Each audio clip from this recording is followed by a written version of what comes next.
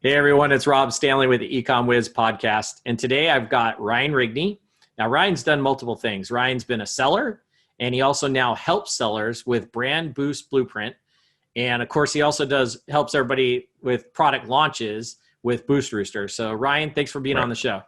Hey Rob, nice to be back. Good. Yeah, nice to have you back on. So I've had Ryan on back in February, and we were talking a lot about a lot of the changes that happened back then with Facebook advertising. And of course, those changes are already in effect for quite a while, but man, a lot has changed with this COVID and things have just gone crazy. So I wanted to get Ryan back on, and there's a couple topics we're going to talk about. One of them being the importance of new advertising placement, like different channels basically of doing advertising.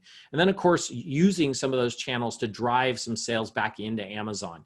So we're going to definitely go over both of those. But Ryan, why don't you just kick this off? And what is like the number one place, if you're going to advertise outside Amazon, what is kind of like the first go-to that you usually recommend?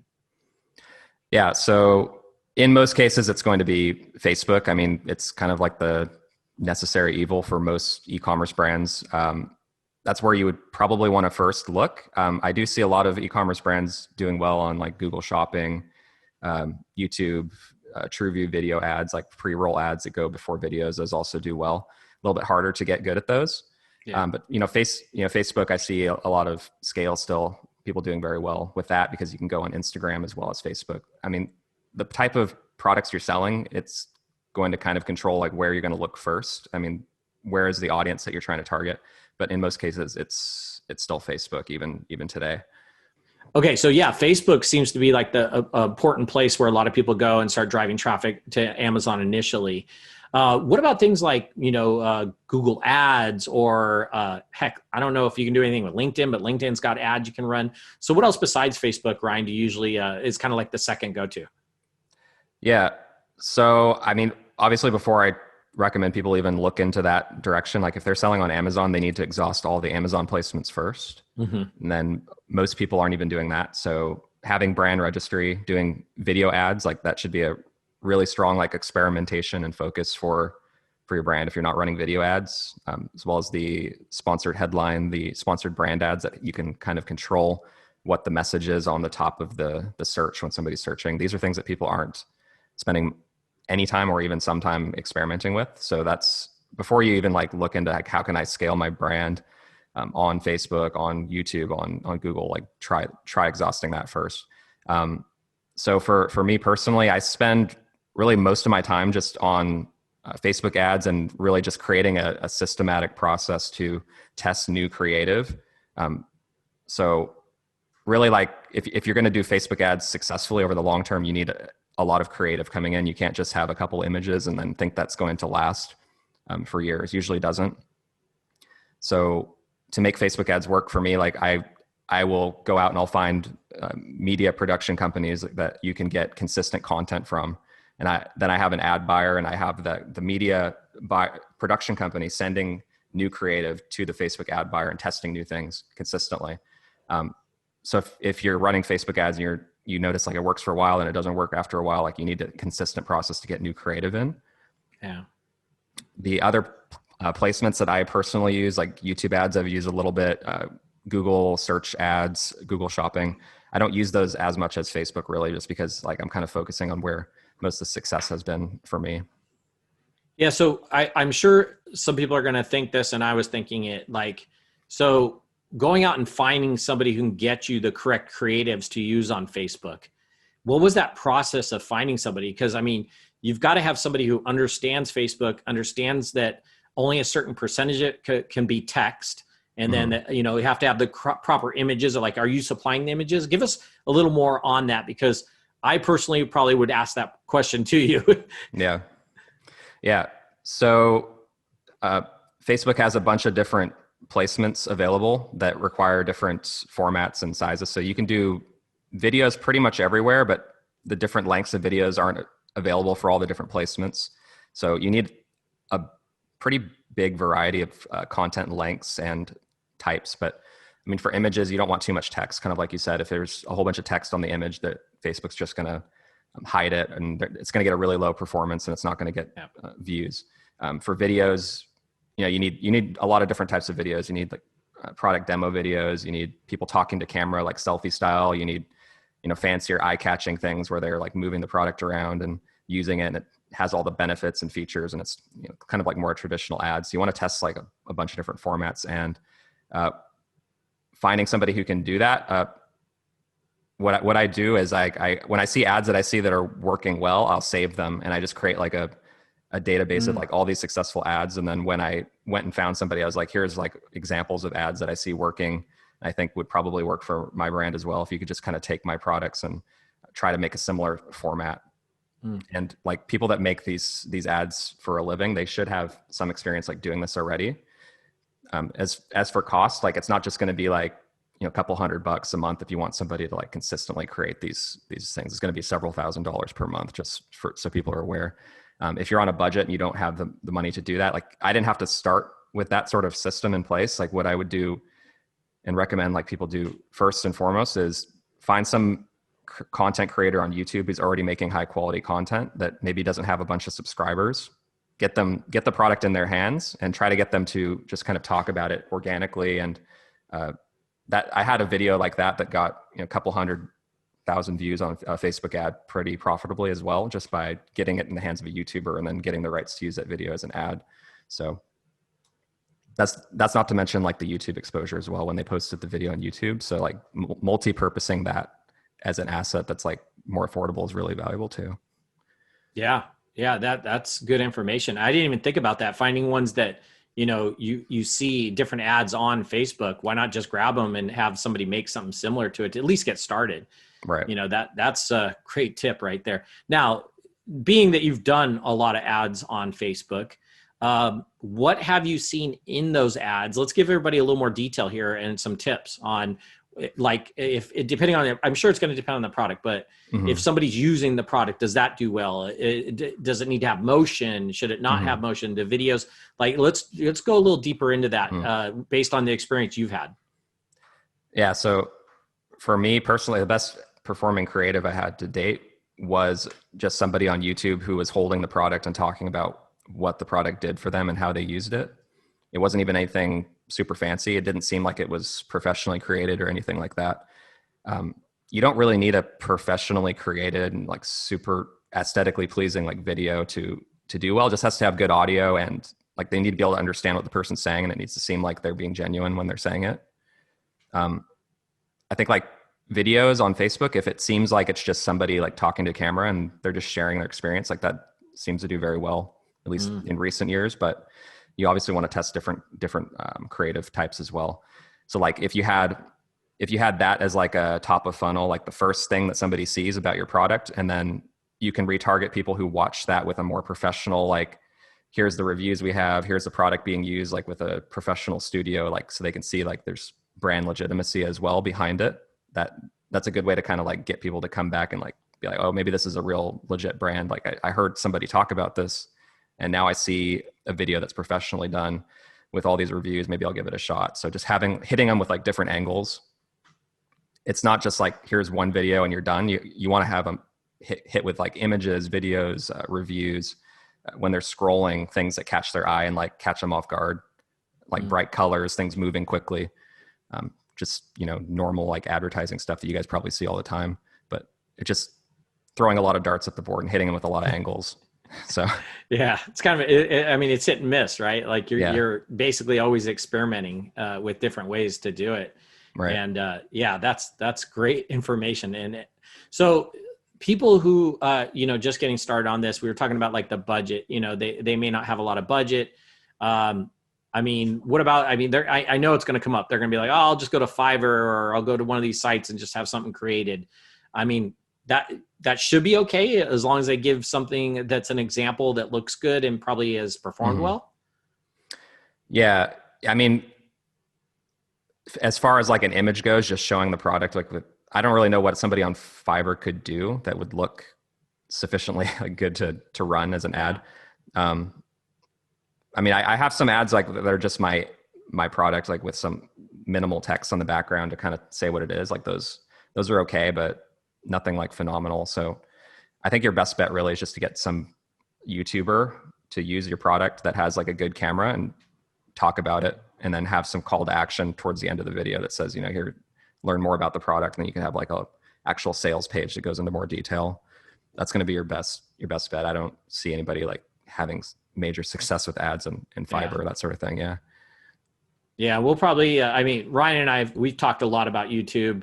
Him and I have done a couple of podcasts together. I think I was on your podcast or your video talking about different ways and how you should go to these different influencers and talk to them, and because what's going to happen is a lot of the influencers that are out there, they're going to want you to already come in with the title, the description, kind of a layout of how you want them to do it. And then they just shoot it for you. Mm-hmm. And, obviously you got to get them the product, but they're going to want like highlights of, what makes this different? What things should I point out on it? Maybe they don't even know how it works 100% depending on the item. But let's go in a little more. So like when you're running the ads, are you just having people click directly through the ad, go directly to Amazon to purchase it? Or are you creating some sort of like a funnel or a chatbot type thing before you send them off to Amazon? Right. That's a really good question. So I have basically two different types of campaigns that I run as an Amazon seller who also sells on my website. So the primary purpose of running traffic to Amazon is to get organic rankings, really. Like you shouldn't be trying to drive ads really just to get sales profitably on Amazon, because there's more profitable ways to do that on your website. On your website, you have more control over the customer relationship, retargeting. You can do more upsells, cross sells. You can email market to them forever.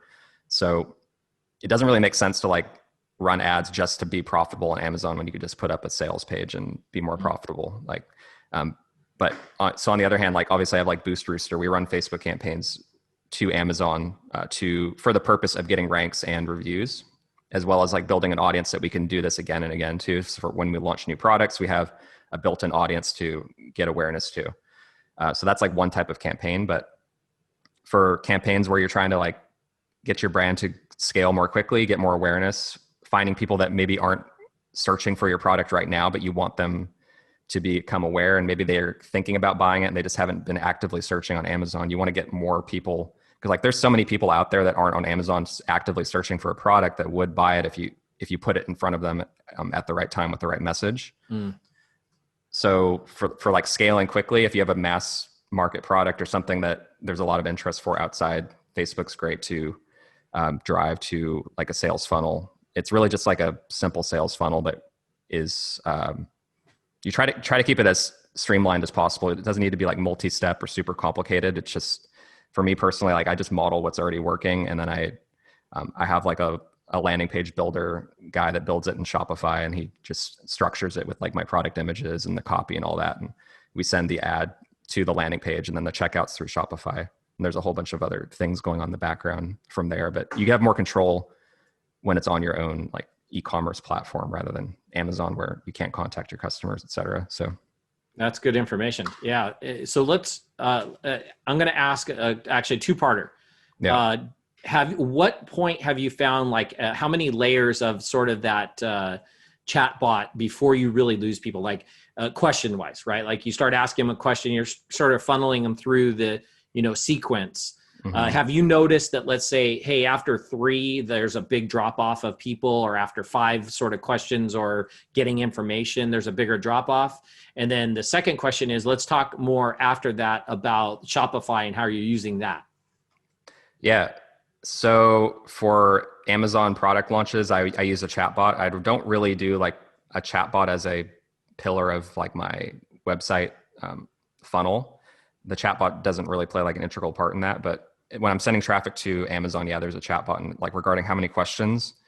Our Boost Rooster template, I don't know if you've seen it, but it has a lot of steps. Like there's something like 12 different flows in there, and there's a whole bunch of questions. People do not drop off if it's a good enough deal that it's worth their time.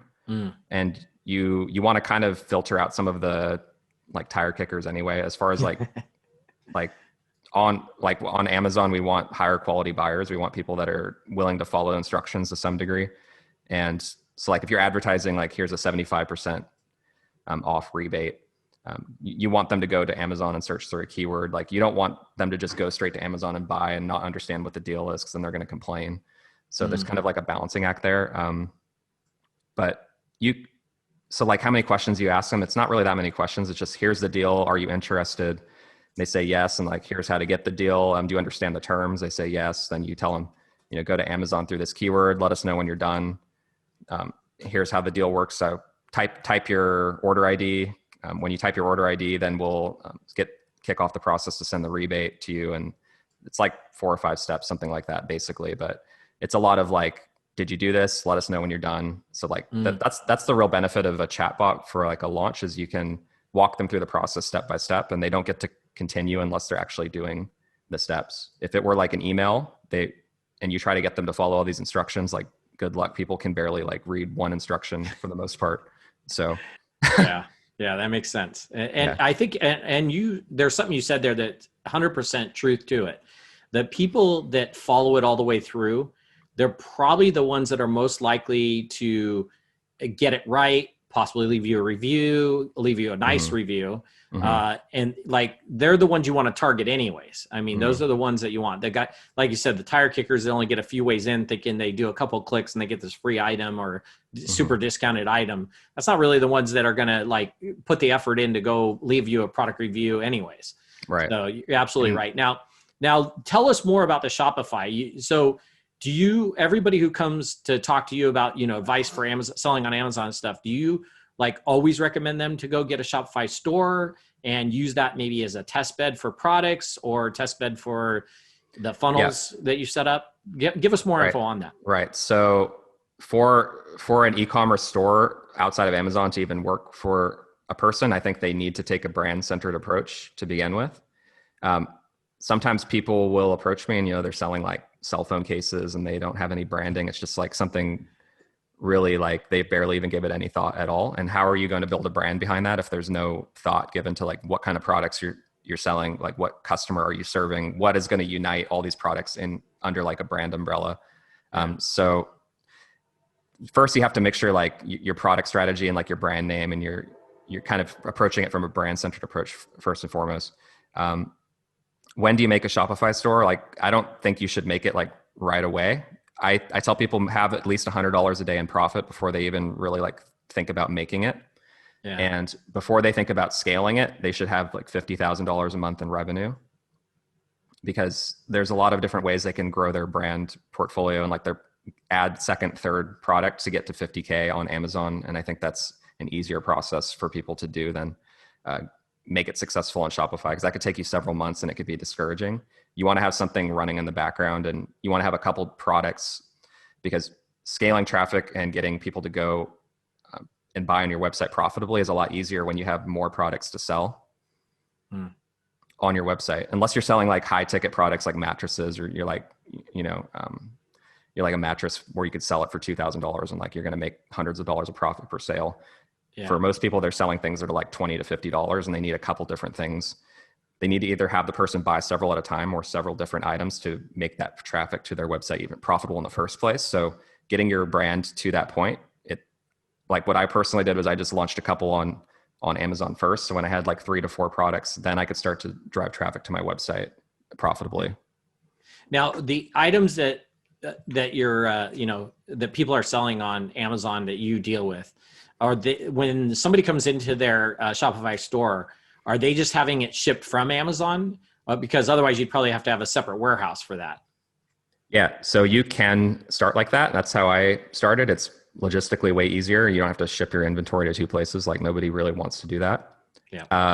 I use Deliverr. It's Deliverr with 2 R's to do the fulfillment. And I wanted to, increase the complexity of my business, because it does add a benefit to the customer experience too, because I found that Amazon fulfillment from my website is very slow.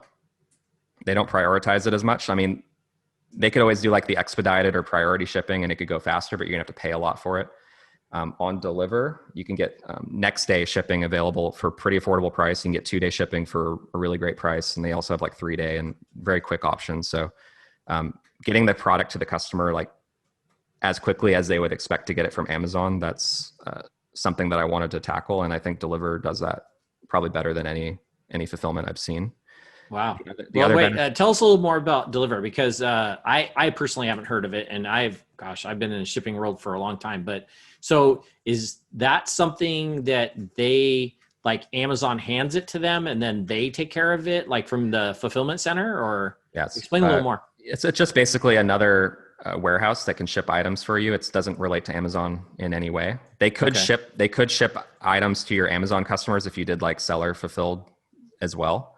Okay. But what I do is, like, when I get my products manufactured, I send a portion to Amazon FBA and I send a portion to Deliverr.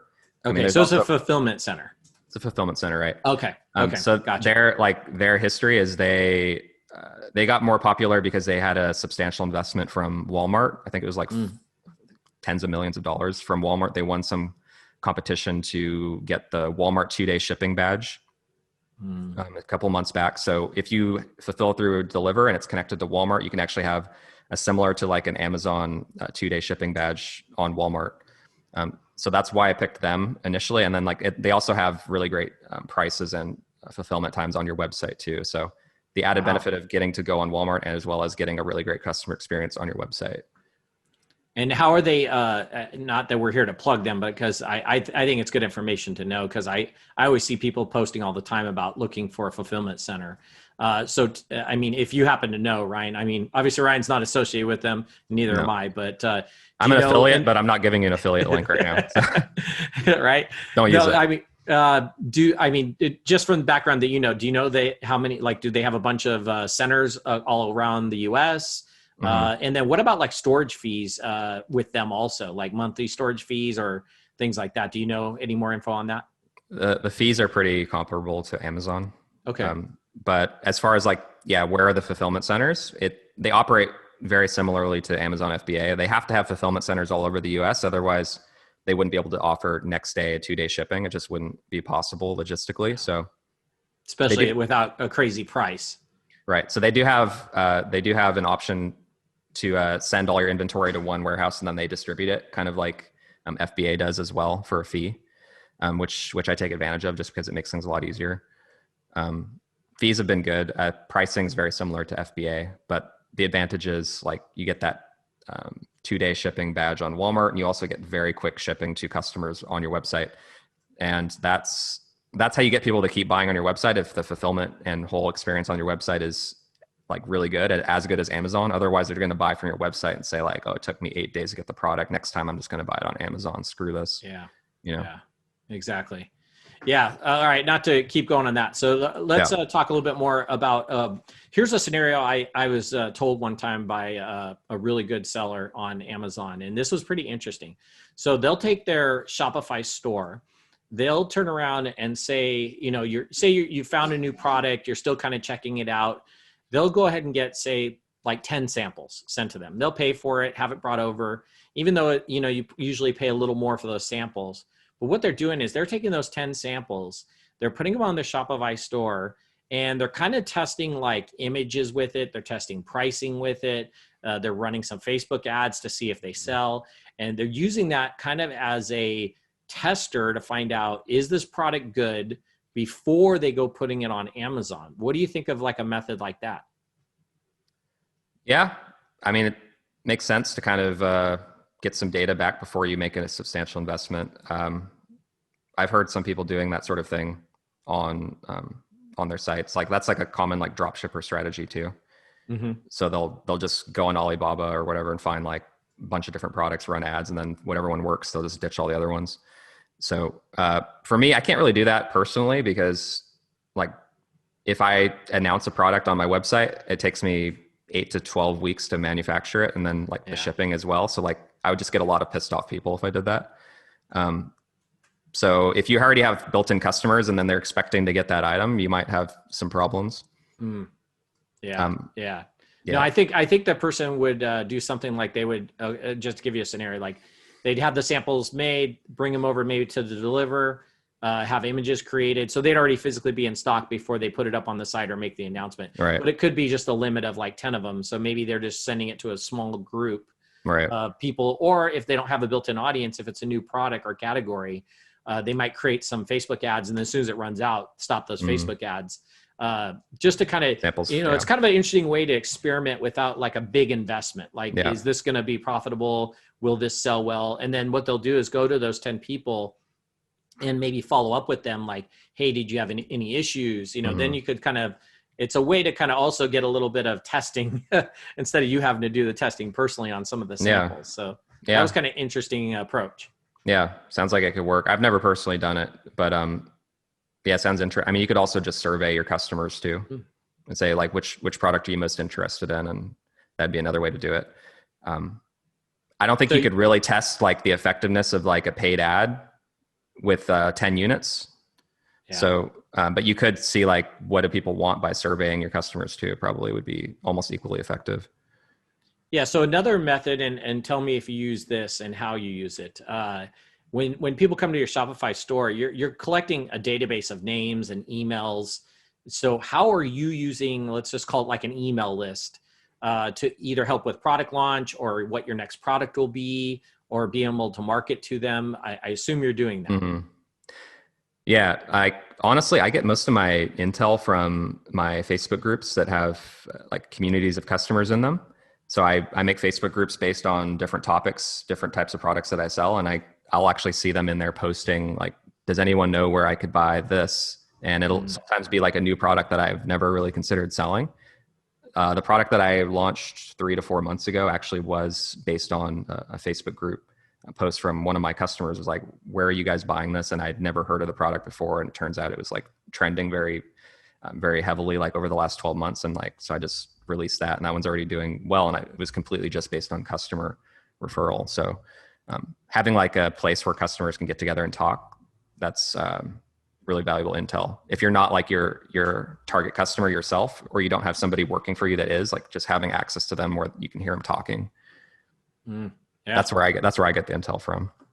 No, that's a great one. Definitely create a Facebook group that's on a topic that you're going to maybe sell on, and see what discussions, or join one and see what's happening in there. Yeah. Another way to do it. Yeah. If you sold like fitness equipment, some kind of workout group, and you could hear people talking about different types of equipment and workouts and recommendations, and that'll get you kind of looking in deeper, like what's trending. And you could be one of the first people to kind of jump on a product if you have that intel. Yeah. And then you could also, if you're the owner of the group, the Facebook group, when you actually get that product in stock, you can obviously make an announcement that you have it up there, and maybe you give a discount for people. Exactly. So, so everything Ryan and I are talking about, like we've said at the beginning of the podcast here, it's to drive sales to your Amazon page. I mean, you're using these groups you have, these email lists, these Shopify stores, Facebook ads, YouTube promotions. And these are all different ways that you need to be looking at to be able to kind of drive those sales to your channel. And also when it comes to launching, right? Yeah. So have I missed any, Ryan? What other methods do you use to drive sales to Amazon? Yes. I just want to talk briefly on that. Like, sure. I think the strategy that you take just depends on what your goals are. Like, you can sell entirely on Amazon and just go for keyword rankings, and people have made a lot of money doing that. If you want to do something for 3 to 5 years and grow it to a really substantial number, I think taking a brand approach and having access to the audience and being able to actually contact them is pretty important. I mean, you can succeed just with a great product that kind of gets word of mouth growth and people become aware of that. But I think so the way that I break it out in my program is I have basically 3 pillars to building a successful brand. So there's the product. Obviously you need a great product, otherwise nothing works. That's like the most important pillar of it. There's brands that really do no marketing at all, just grow because they have a great product. It's hard to do that. I have an example like the Sriracha with the rooster on the bottle. Like what kind of marketing do they ever do? It's really just word of mouth. Everybody sees it, they know it. Like that's like the main one. You don't see Facebook ads for Sriracha, but still like everybody knows like that's the one to buy. Yeah, that's crazy, right? Right. They actually have some pretty interesting like documentaries on that guy on YouTube if you guys ever are interested in watching that. Also, Tabasco is a very interesting story as well. Like how these companies, like with just a product, they grow and they stay relevant for like tens, hundreds of years. So the product's important, obviously. The second pillar is traffic. Like how do you drive awareness and launch the product? So Amazon is a way to do that. I think you can build a substantial brand just with Amazon as the launching platform. But if you want to move things quicker and you want some diversification of your income, I think looking at other ways to drive awareness like Facebook, YouTube, even like organic YouTube influencers, like those are the easiest and quickest ways to do it online, at least. And then like the third thing that you need is access to the audience, the ability to communicate with them in some way. So like the ways I communicate with them is like through email, Facebook groups. You can retarget them if they've been pixeled. You can have their addresses and send them physical mail if you have that on your website too. I haven't really done that, but like that's just like a backup plan if all the other things kind of aren't working for whatever reason. So just having like different ways to contact them, because if you're just selling on Amazon and your goal is just to build an Amazon business, like Amazon could just decide they don't want to rank your product. They could arbitrarily restrict your product. And like, if nobody knows what your brand is, like your business is dead at that point. So I think if you're planning like 3 to 5 years out, don't make it so everything depends on the discretion of one other party for your livelihood. Right. So the brand is and the product are most important, but having other ways to drive awareness and talk to your audience, those are key if you want to succeed for like 3 to 5 years, build something big. Did I answer your question, or was there something else? Yeah, no, you did. And plus you're just giving out good info in general. So, I mean, you brought up a good point there though. There's so many times I'm on the Facebook groups and I hear somebody say, hey, I just got suspended. It wasn't even a legit reason. Yeah. And look, now I'm losing, hundreds of thousands of dollars, had to let people go because of this. And we all know once that happens, it very rarely do you ever hear a story that, 2 days later, they, turned it back on. It's usually 2 weeks or a couple months later even before you hear them like getting back on. And by that time they've lost all their sales rank, or they've just lost it. Like it's just not there, and they end up going out of business. So I've always been a big believer ever since when I had my companies. I always sold on my website. I sold on Amazon, sold on eBay, sold through Walmart, Sears back in the day. I mean, anywhere we could that it was legitimate to sell and it made sense. Yeah. We always had sales going on those channels, just multiple channel. Yeah. Like my personal opinion, it's probably not something a lot of people would agree with, but like if you're planning to just sell on Amazon, you better like have an exit strategy in mind. Like you want to get rid of that thing because it's kind of like a liability. You don't know if something's going to happen to it at any point. Somebody could enter the market and undercut you, or somebody could have black hat tactics to take you down. I would say like have a plan to sell it and take that money and do something more long-term, or just, take a break. But if your plan is like, I'm going to be an Amazon seller, like you better have a lot of accounts or a lot of risk tolerance. I don't know. Yeah. Or something very unique, right? I mean, part of the reason I lasted so long with my iPhone business is because, we dominated the YouTube with all our how-to videos, and that drove tons of traffic and tons of sales. Right. So you had like the built-in traffic source and the audience outside. So even if eBay took you down, like you could send that somewhere else and you're fine. Absolutely. Yeah, absolutely. In fact, actually, I'll be honest. Most of our sales did not come from Amazon. They actually came from website and eBay. Right. And it just, I don't know if it was just because we got on the platform late I think it was 2013, which to be honest, for everybody's going to go, well, that's not very late. Well, yeah, it was for when it comes to the iPhone business, it was definitely late. Yeah. So, you're talking 2007 is when the iPhone came out, but on YouTube, we were the first, that helped a lot. So it's just different ways. You just got to think, I think it's just kind of like thinking outside the box. You got to think outside of the box on what's different ways. Other people have brought up the fact of just doing like mailers to people like to launch a product, mail out a little postcard to them with a discount code or some instructions on how to do it. But of course you have to have that database of people to mail out to, and you want to make sure that it's a category or a product that they're interested in. Somebody who's not interested in golf, if I mail them out something about golf, they're just going to throw it away. So you definitely have to, get that segment down and be able to do it. Yeah. And also you can't, you can't like harvest the addresses from your Amazon customers and send them a mass mail. Like you'll get suspended very quickly. Absolutely. So, I know there is some confusion about that because some services do offer like the ability to send postcards to your Amazon customers, but don't do that. I get them. I buy on Amazon all the time, and I get these things that show up in the mail. In fact, it even gives you the fine print at the bottom of who, the company they used. And most of the time it's actually like to go leave me a review, right? It's not even like, hey, we're launching a new product. I'd probably actually give them 2 seconds if it was something about a new product and it was similar to something I bought. But yeah, you gotta really avoid those tactics. Like Ryan said, you're trying to build a business. You're trying to build a long-term business, at least long-term enough to maybe either sell it or get out of it, or at least become successful enough that maybe you can start another one or something. But yeah, so why don't you tell us more about, you have two sort of businesses, right? You have Boost Rooster, and we've been talking a little bit about that. And then what was the other one? Brand, helping brands, right? Yeah, so Boost Rooster is my software that helps people launch products with chatbots, Facebook ads. It's specifically for launching on Amazon right now. So that's software, more in the hat, all the stuff.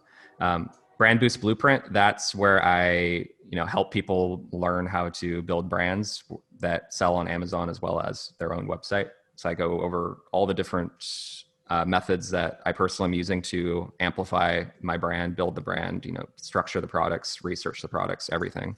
So that's Brand Boost Blueprint. So those are the two things that I'm doing. Awesome. And give everybody kind of a background. Let's go back a little bit on how did you kind of get started in this Amazon world? When was it? And what kind of brought you to, hey, I'm going to sell on Amazon. I'm going to start a company and do this software and this branding and all that. Yeah. Yeah. So I started experimenting like 2014, 2015. I was currently I think I was in law school at the time when I really started, and you can actually see I have my law degree behind me. I'm actually a lawyer still. I'm still active, but I don't do it anymore. I realized pretty quickly when I was doing that, I had a lot of debt. Job market looked terrible. Also, the work of doing that was not fun. So I needed a backup plan. So I spent a couple of years investing my time and money into building something that I could hopefully do instead of that. And it wasn't always successful. I did have failures too, like everybody does. I had a product that completely failed, and I tried to study what was working, what wasn't. And then I created another brand around 2015, and I'm still running that today. So it's been my only focus really. I don't really see the need to create a bunch of brands when I could just launch more products and keep amplifying the one that I've spent so much time building. I think it's easier to roll one up than to roll 3 or 5 up at the same time, unless you're planning to do you stay within a certain category within that product line? Yeah, more or less. I mean, it's kind of changing over the years, and I've gotten, I first started out my brand name has 2 words, and I trademarked the 2 words, and I've shortened it to 1, so I can kind of branch out into more broad categories too now, which you have to kind of start with a very narrow type of product and target customer, I think, if you want to really get the audience excited about what you're doing. And then when you get them, you can kind of start to gradually expand out to more competitive categories where it takes a lot more investment to get into as well. Yeah. So it's, if you're bootstrapping, I mean, if you have a bunch of money, then go for it, right? But I mean, if you got a bunch of money, contact me and Ryan, and we'll help you out. Yeah, I mean, I was funding it with student loans basically, so I was I got to make this work, so I got to start narrow, do it well, and then branch out from there. So how funny is that a lot of people when they start, and I did the same thing, you come up with a name just to get going, right? And you're just hopefully this works out, and then you end up it's successful, and you got to go back and rebrand and rechange the name. Yeah. And I mean, I think I went through 5 names. I think it was crazy. Some of the names you just crack up at. I mean, they were so funny, including I'll give you our first one. Our first name that we came up with, this was 2001. Okay. And I mean, internet was a whole different thing, and e-commerce was then. We were called Get High Tech. That was our name. Okay. Get High Tech. My wife actually thought of it. It was a great name at the time, right? Because we just needed something. We're I don't know how long this is going to last. 19 years later, we're Direct Fix. After 3 other names or 2 other names, they were just crazy. But I mean, we've all been there and done that. So, well, what brought you around to finally starting doing the Boost Rooster and stuff? What point was that you were just I want to keep doing the selling, but I also want to help sellers, and I want to come up with this chatbot? Yeah. So I started coaching people 2018, I think.